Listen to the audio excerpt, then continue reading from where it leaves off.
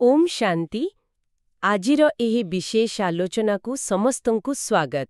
ओम शांति। आज आमे 15 अक्टोबर 2025 ର बाप दादांको मधुबन मुरली उपने गभीर भावे चिंतन मनन करिबा। हाँ, आमर चेष्टा रहिबो ए मुरलीर जाहा मूल सार अछि ताकू भल भावे बुझिबा आउ तार गभीर अर्थकू अनुभव करिबा। निश्चय। तेणु एहाकू पूरापूरी बुझिबा पई आलोचनाटी शेष पर्यंत सुनिबाकू अनुरोध। हाँ, आउ जदि एमिति दैनिक मुरली आलोचना आउ आध्यात्मिक ज्ञान पई आग्रह अछि तेबे चैनल को सब्सक्राइब करिबाकू भूलिबेनी। आजिर मुरली रे गोटे बहुत सुंदर कथा बाबा कहिछंती, आत्मा रूपी बैटरी कथा। हाँ, आउ ताकू केमिति स्मृतिर तीर्थयात्रा द्वारा चार्ज करा जिवो एटा मुख्य विषय। बेश, चालंतु एइठू आरंभ करिबा।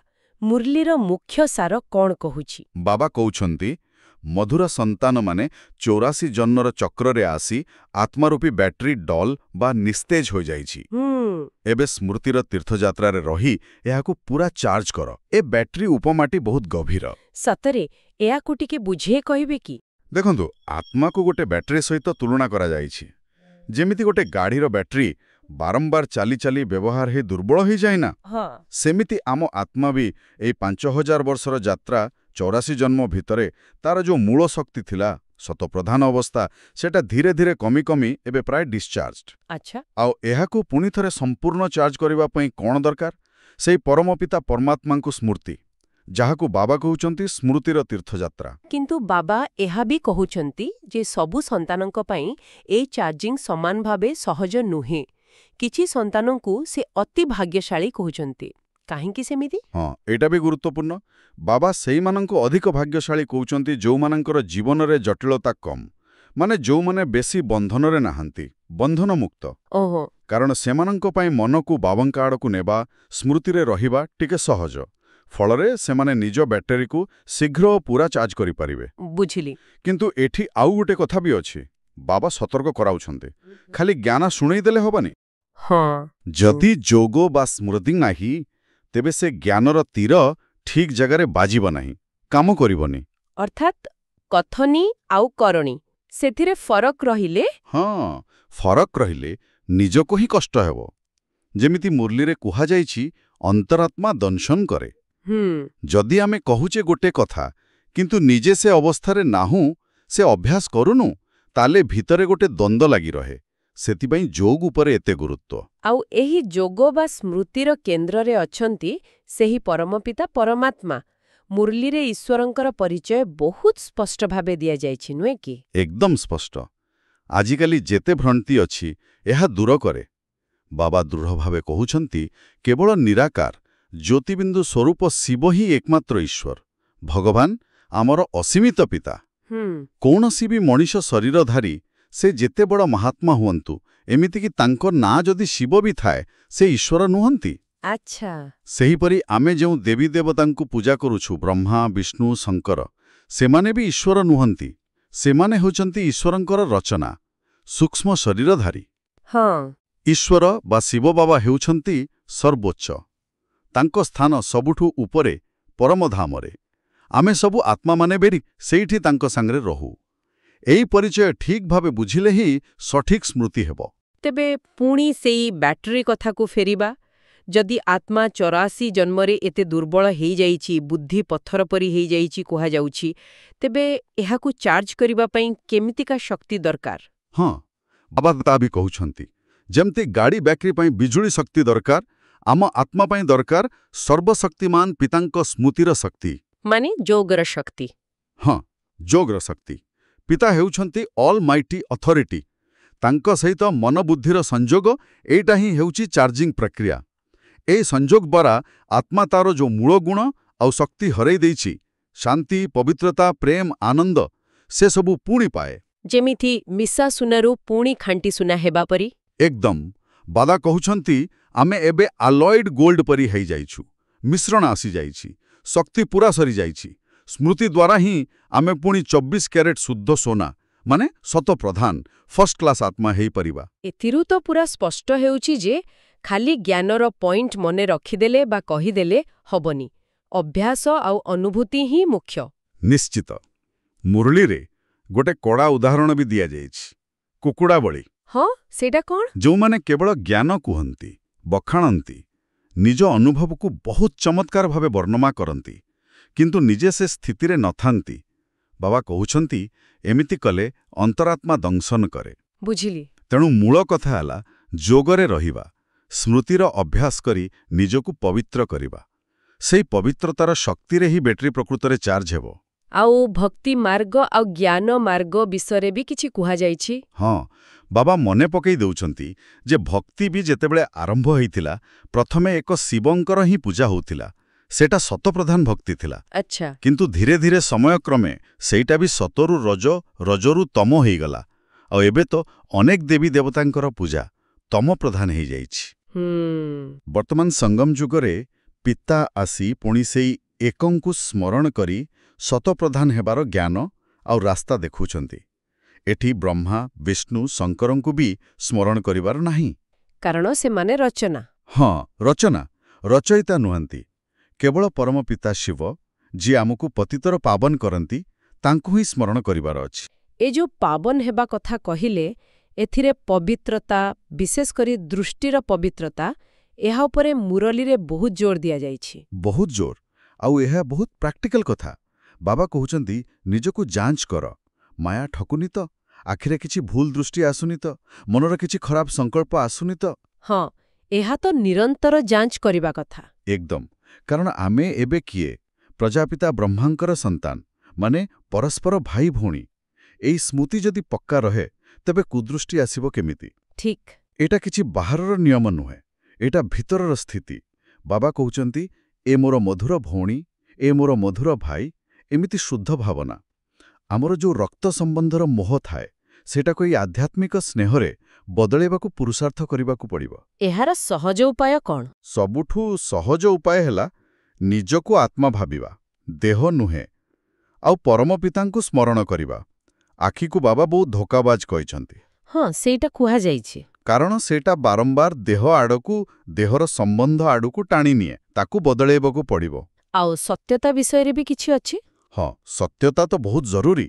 ଆମେ ସତ୍ୟ ପିତାଙ୍କର ସନ୍ତାନ, ତେଣୁ ସବୁବେଳେ ସତ୍ୟ କହିବା ଉଚିତ, ବିଶେଷ କରି ପିତାଙ୍କ ଆଗରେ।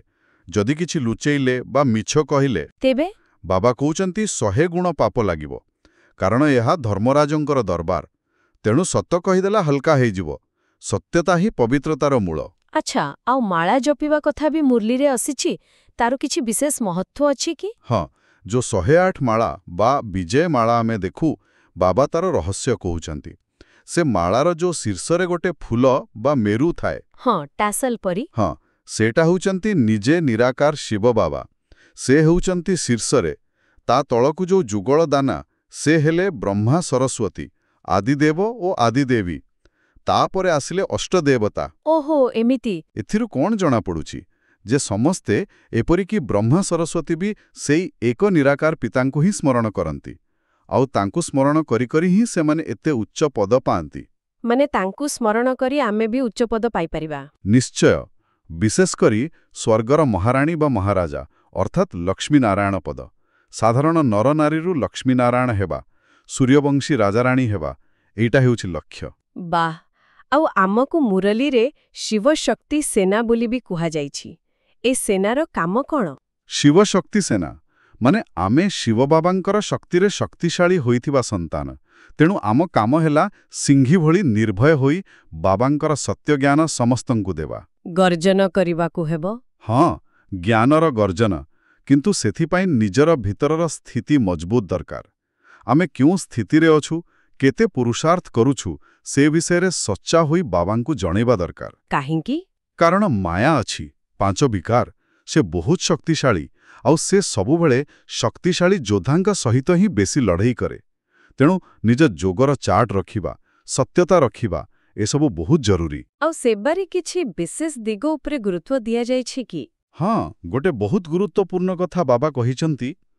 ସମାଜରେ ଯେଉଁମାନଙ୍କୁ ସବୁଠୁ ପତିତ ବୋଲି କୁହାଯାଏ, ଯେମିତିକି ବେଶ୍ୟାବୃତ୍ତିରେ ଥିବା ଭଉଣୀମାନେ, ବାବା କହୁଛନ୍ତି ସେମାନଙ୍କ ପାଇଁ ଭାରତର ବହୁତ ବଦନାମ ହୋଇଛି। ପିତା ଆସିଛନ୍ତି ସେଇମାନଙ୍କୁ ଉଦ୍ଧାର କରିବା ପାଇଁ, ପତିତଙ୍କୁ ପାବନ କରି ଶିବାଳୟ ବା ସ୍ୱର୍ଗ ନେବା ପାଇଁ। ତେବେ ଆମେ କ'ଣ କରିବା? ସେମାନଙ୍କ ପାଖକୁ ଯିବାକୁ ହେବ।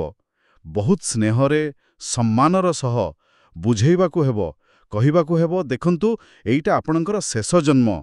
ଏଇ ଗୋଟିଏ ଜନ୍ମ ପବିତ୍ର ରହି ପିତାଙ୍କୁ ସ୍ମରଣ କରନ୍ତୁ। ଆପଣ ବିଶ୍ୱର ମାଲିକ ହୋଇପାରିବେ। ଭାରତର ନାଁକୁ ଉଜ୍ଜ୍ୱଳ କରନ୍ତୁ। ଏ ଖରାପ କାମ ଛାଡ଼ି ଦିଅନ୍ତୁ। ଏହା ତ ବହୁତ ସମ୍ବେଦନଶୀଳ ସେବା। ହଁ, ଆଉ ଏଥିପାଇଁ ସଂଗଠିତ ହୋଇ କାମ କରିବାକୁ ବି କୁହାଯାଇଛି। 10-12 ଜଣ ଭଲ ପୁରୁଷାର୍ଥୀ ମାତାମାନେ ମିଶି ଏକ ସଂଗଠନ କରି ଏହି ସେବା କରିପାରିବେ। ଦରକାର ପଡ଼ିଲେ ସରକାରଙ୍କ ସାହାଯ୍ୟ ବି ନେଇ ହେବ। ମୁଖ୍ୟ କଥା ହେଲା ସାହସ କରି ଏ ପତିତ ପାବନୀ ସେବା କରିବା। ଯେତେବେଳେ ଏମିତି ସେବା କରାଯିବ ସେତେବେଳେ ଆମର ମନୋଭାବ କେମିତି ରହିବା ଦରକାର? ସବୁଠୁ ଗୁରୁତ୍ୱପୂର୍ଣ୍ଣ ହେଲା ନମ୍ରତା ଆଉ ଉଦାରତା। ବହୁତ ମିଠା ହେଇକି ପରମପିତାଙ୍କର ସନ୍ଦେଶ ଦେବା। କହିବା ଯେ ବିନା ସାମ୍ନାରେ ଅଛି ଆଉ ଏଇଟା ହିଁ ଶେଷ ସୁଯୋଗ ପାବନ ହେବାର। ଆମ ବିଷୟରେ ବି କହିବା। ହଁ, କହିବା ଯେ ଆମେ ବ୍ରହ୍ମାକୁମାର କୁମାରୀମାନେ ତନ ମନ ଧନ ଦେଇ ନିଃସ୍ୱାର୍ଥ ଭାବରେ ଭାରତର ସେବା କରୁଛୁ। କାହାଠୁ କିଛି ନେଉନୁ ଆଉ ନିଜ ଭିତରେ ବି କୌଣସି ମତଭେଦ ଈର୍ଷ୍ୟା ଦ୍ୱେଷ ରଖିବା ନେଇ। ଏକଜୁଟ ହେଇ ବଡ଼ ହୃଦୟରେ ସେବା କରିବା। ପୁଣି ସେଇ ସତ୍ୟତା କଥା। ହଁ, ଯଦି କିଛି ଭୁଲ ହେଉଛି ବା କିଛି ଅସୁବିଧା ଅଛି ପିତାଙ୍କୁ ସତ ସତ ଜଣେଇଦେବା। ଲୁଚିଲେ ନିଜର ହିଁ କ୍ଷତି, ପାପ ଚଢ଼ିବ। ବେଶ୍, ପ୍ରତି ମୁରଲି ପରି ଆଜି ବି ଗୋଟେ ସୁନ୍ଦର ଆଶୀର୍ବାଦ ଅଛି। ହଁ, ଆଜିର ଆଶୀର୍ବାଦ ହେଉଛି ତୁମର ପ୍ରତ୍ୟେକ କାର୍ଯ୍ୟକୁ ମହାନ ଆତ୍ମାର ଦିବ୍ୟ କାର୍ଯ୍ୟ ଭାବରେ ସ୍ମରଣୀୟ କର। ଏହାର ଅର୍ଥ? ଅର୍ଥ ହେଲା ମହାନ ଆତ୍ମା ସେଇ ଯାହାର ପ୍ରତିଟି ସଂକଳ୍ପ ବି ମହାନ। ଖାଲି ସାଧାରଣ ବା ବେକାର ସଂକଳ୍ପ ନୁହେଁ, ତାର ପ୍ରତିଟି କାମ ବି ଦିବ୍ୟ, ମହାନ, ଉଦ୍ଦେଶ୍ୟପୂର୍ଣ୍ଣ। ସମୟ ବି ସେ ମହାନ କାମରେ ହିଁ ଲାଗେ। ଏମିତି ଆତ୍ମାର କାମ ସବୁଦିନ ପାଇଁ ମନେ ରହେ। ବାଃ, କେତେ ସୁନ୍ଦର ଭାବନା। ଆଉ ସେ ଆତ୍ମା ଅନ୍ୟମାନଙ୍କ ପାଇଁ ପ୍ରେରଣା ହେଇଯାଏ। ଆଉ ଆଜିର ସ୍ଲୋଗାନ ବି ସେହିପରି। ମାନ ସମ୍ମାନର ଇଚ୍ଛା ତ୍ୟାଗ କରି ସ୍ୱମାନରେ ସ୍ଥିତ ହୁଅ, ତେବେ ମାନ ସମ୍ମାନ ଛାଇ ଭଳି ପଛରେ ଆସିବ। ଏକଦମ। ନିଜର ଆତ୍ମିକ ସ୍ଥିତି ବା ସ୍ୱମାନରେ ରହିଲେ ବାହାରର ମାନ ସମ୍ମାନ ପଛରେ ଗୋଡ଼େଇବନି, ସେ ଆପେ ଆପେ ଆସିବ। ଶେଷରେ ଗୋଟେ ଅବ୍ୟକ୍ତ ଇସାରା ବି ଅଛି, ଯୋଗର ଆଉ ଟିକେ ଗଭୀର ପ୍ରୟୋଗ ବିଷୟରେ। କ'ଣ ସେଇଟା? କେବଳ ବସି ଯୋଗ କରିବା ଛଡ଼ା ଆମେ ଯେତେବେଳେ ଶରୀରରେ କିଛି କାମ କରୁଛୁ ସେତେବେଳେ ବି ମନ ଦ୍ୱାରା ନିଜର ଶୁଭ ଭାବନା, ଭାଇବ୍ରେସନକୁ ବିଶ୍ୱ ସେବାରେ ଲଗେଇବା। ମାନେ ଚାଲୁଥିବା ବେଳେ, କାମ କରୁଥିବା ବେଳେ ବି? ହଁ, ଯେମିତି ଜଣେ ବେପାରୀ ସବୁବେଳେ ନିଜ ବେପାର କଥା ମନେ ରଖିଥାଏ, ଆମର ବେପାର ହେଲା ବିଶ୍ୱ କଲ୍ୟାଣ। ଏଇ ସ୍ମୃତିରେ ରହି ଯେତେବେଳେ ବି ବୁଦ୍ଧି ଟିକେ ଫ୍ରି ଅଛି ସେତେବେଳେ ଏଇ ମାନସିକ ସେବାରେ ଲାଗିଯିବା। ଏହାଦ୍ୱାରା ମାୟା ବି ଦୂରେଇ ରହିବ। ବହୁତ ସୁନ୍ଦର। ତାହେଲେ ଆଜିର ଆଲୋଚନାରୁ ଆମେ ବହୁତ କିଛି ମୁଖ୍ୟ କଥା ଶିଖିଲେ। ଆତ୍ମା ଗୋଟେ ବ୍ୟାଟେରୀ ପରି, ଯାହାକୁ ପିତାଙ୍କ ସ୍ମୃତିରେ ଚାର୍ଜ କରିବାକୁ ହେବ। ହଁ, ଆଉ କେବଳ ଜ୍ଞାନ ନୁହେଁ, ଯୋଗ ବା ସ୍ମୃତିର ଅଭ୍ୟାସ ନିହାତି ଦରକାର। ପବିତ୍ରତା, ବିଶେଷ କରି ଦୃଷ୍ଟିର ପବିତ୍ରତା ଆଉ ସତ୍ୟତା ବହୁତ ଜରୁରୀ। ଆଉ ଆମେ ସବୁ ଶିବଶକ୍ତି ସେନା, ଆମକୁ ନିଃସ୍ୱାର୍ଥ ସେବା କରିବାକୁ ହେବ, ପତିତାଙ୍କୁ ପାବନ କରିବାର ସେବା ବି।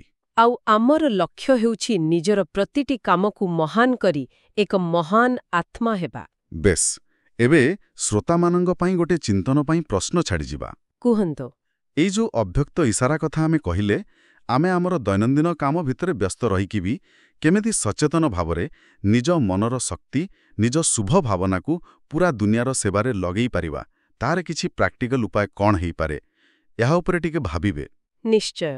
ଯଦି ଆପଣମାନଙ୍କୁ ଆଜିର ଏହି ଆଲୋଚନା ଭଲ ଲାଗିଲା, କିଛି ପ୍ରେରଣା ମିଳିଲା, ତେବେ କମେଣ୍ଟ ବକ୍ସରେ ଓମ୍ ଶାନ୍ତି ଲେଖିବାକୁ ଭୁଲିବେନି। ହଁ, ଆମକୁ ଜଣାପଡ଼ିବ। ଆଉ ଏହି ଶାନ୍ତିର ବାର୍ତ୍ତା, ଆନନ୍ଦର ବାର୍ତ୍ତାକୁ ଅଧିକରୁ ଅଧିକ ଲୋକଙ୍କ ପାଖରେ ପହଞ୍ଚେଇବା ପାଇଁ ଆଉ ବାବାଙ୍କର ଆଶୀର୍ବାଦ ପାଇବା ପାଇଁ ଏହି ଆଲୋଚନାକୁ ନିଜ ବନ୍ଧୁ ପରିଜନଙ୍କ ସହ ନିଶ୍ଚୟ ସେୟାର କରନ୍ତୁ। ସମସ୍ତଙ୍କର କଲ୍ୟାଣ ହେଉ। ତେବେ ଆଜି ପାଇଁ ଏତିକି। ପୁଣି ଏକ ନୂଆ ମୁରଲିର ଗଭୀରତା ସହ ଆସିବା। ଓମ୍ ଶାନ୍ତି। ଓମ୍ ଶାନ୍ତି। ଆପଣ ଶୁଣୁଛନ୍ତି ରେଡିଓ ତୋଷାଳୀ, ଆମ ମାଟିର ସ୍ୱର।